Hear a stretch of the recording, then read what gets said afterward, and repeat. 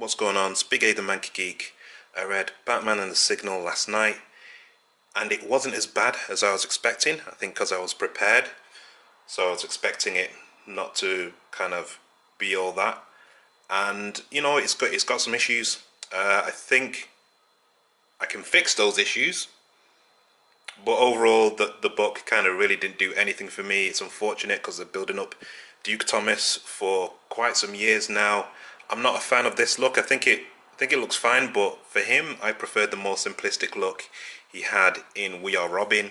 Once they changed him to that kind of yellow motorcycle outfit, I was kind of like, not for me that. And then they've changed him to this, which I guess is better in some ways. I mean, it's an interesting idea to have a Batman during the daytime to deal with daytime stuff, but ultimately it's I don't know, it's like I said, it's got its problems, but yeah, I'll go through it, tell you what I didn't like essentially, and then yeah, see if I can think of ways to fix it.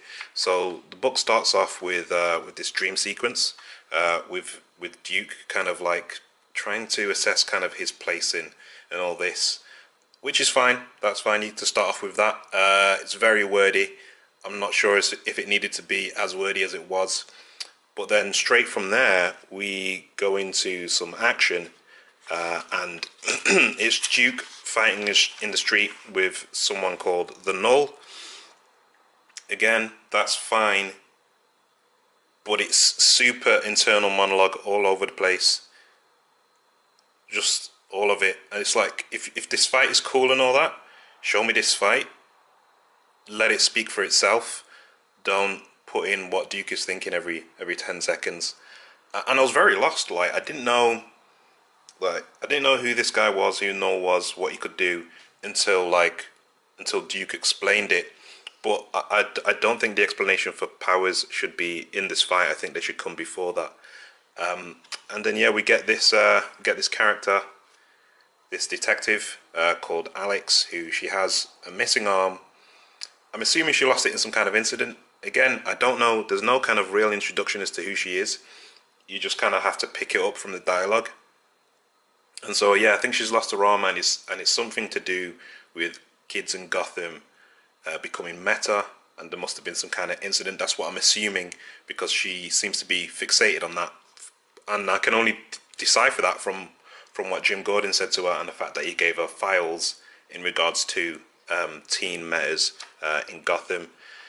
Then we get this scene, which is Duke and his friends. I think both of these characters were in We Are Robin. I remember this one being in We Are Robin for sure. And he's living at his cousin's place and trying to like figure out as to like what's going on with the meta teens. And then for some weird reason, right, the scene literally ends here, and then it jumps to 5 a.m. in the morning, which takes place before the very first scene in the comic where he's having that fight in the street. But there's no reason for it to do this other than to reveal his base of operations that Batman created for him, which was cool. But I'll go into like how, like, there's a part of how to fix this book that mentions this, and as to where I think it should go in the book. But yeah, we get that, which is okay. Batman explainer, you only need a Batman in the daytime, blah blah blah, investigate stuff, and yeah, and then we get this scene where one of his mates is like, "Oh, I know what's going on. I know where all these metas are coming from." And it just so happens, I think it's supposed to be later on in the day, well, later on in the morning, because it's not even midday yet, because we can see here it's 11 a.m. And then we get this establishing shot. I don't know why there's an establishing shot here of Alex going to GCPD. I think you could have just wrote in the panel GCPD 10:30 a.m. or whatever, and then just had, because this is wasted space. It's like, I feel like this establishing shot here is there for no reason. And then yeah, and she goes to kind of the Arkham Juvenile Detention Center. She's trying to like get in there so she can investigate.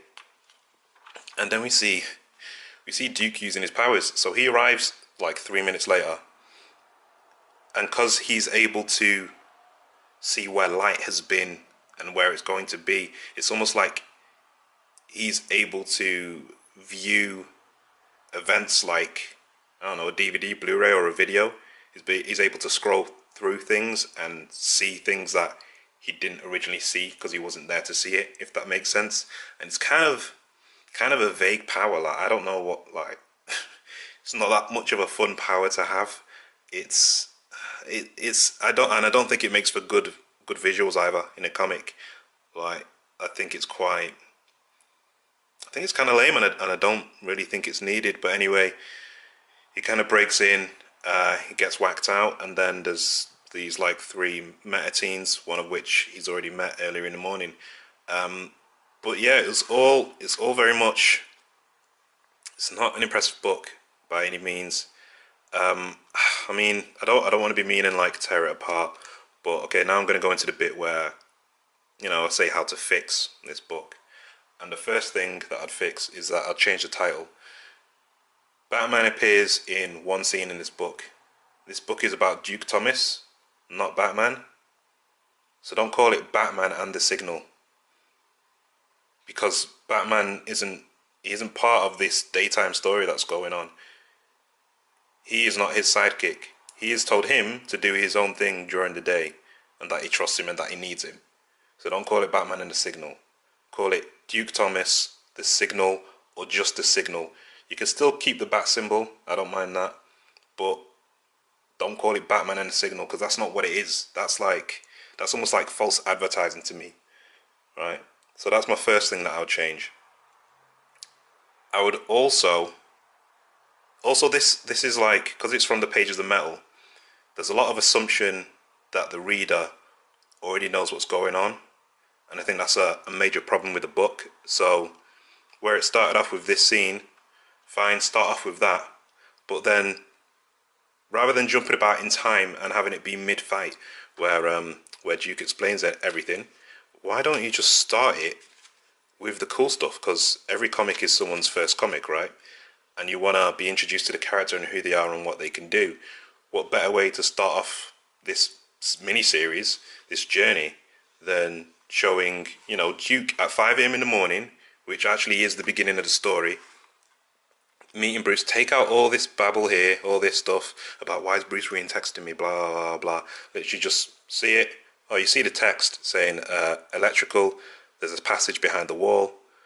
Obviously, we see him go through the passage behind the wall, and then reveal, oh, welcome to the hatch, Duke.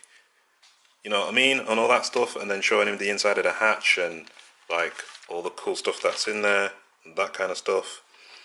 That's what it should have been. It should have actually taken place in sequence. So you'd have the 5 a.m. bit, which is this bit here, and then you'd have the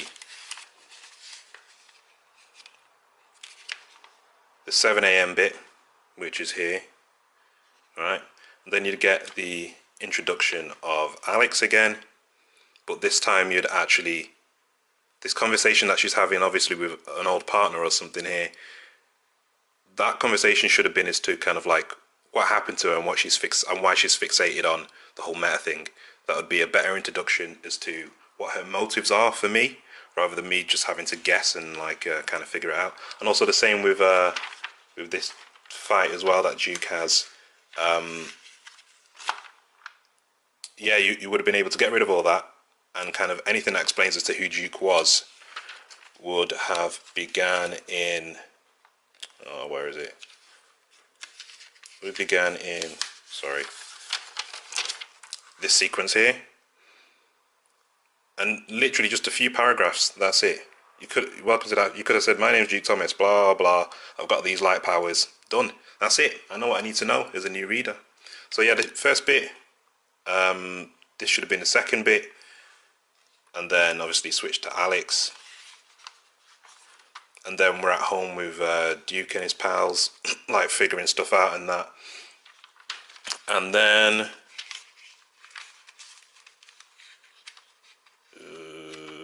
yeah, and then just then the rest, because the rest is like all in order, and that would have been fine. That would have made perfect sense, like narrative wise.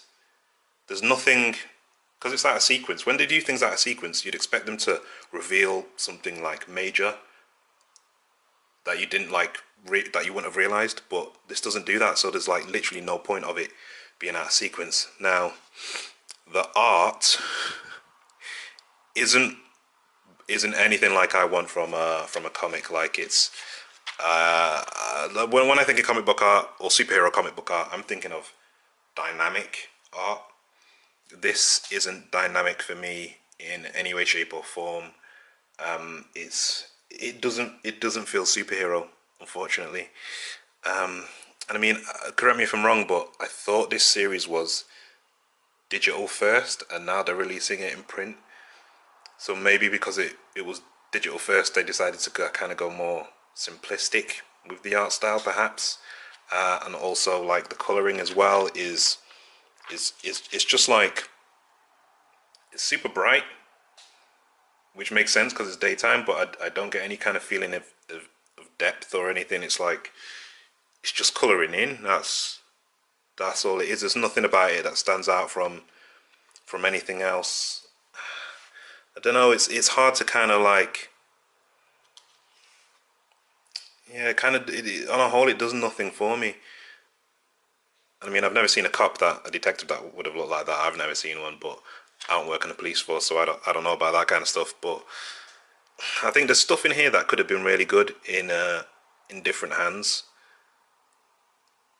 But unfortunately, this is how they decided to go with it, and yeah, it's a little bit cheesy, the whole meta teen thing, and like, oh, Joker's got to stop these teens on the streets because Batman needs his daytime sleep. You know what I mean?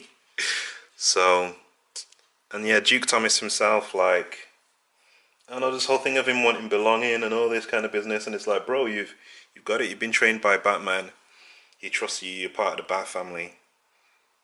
You can't focus on this whole belonging thing forever. And obviously his parents are like still all messed up in that. Yeah, I mean, it had potential to be pretty good, but yeah, it just ended up. You know, I wasn't even annoyed by it. I was just like, okay, yeah, I'll change that to that. I'll change this to this. Yeah, there's not information being given to me that I should be having in order to enjoy the story. Yeah, they just could have done so much better. I mean, I'm not sure as to whether the signal is a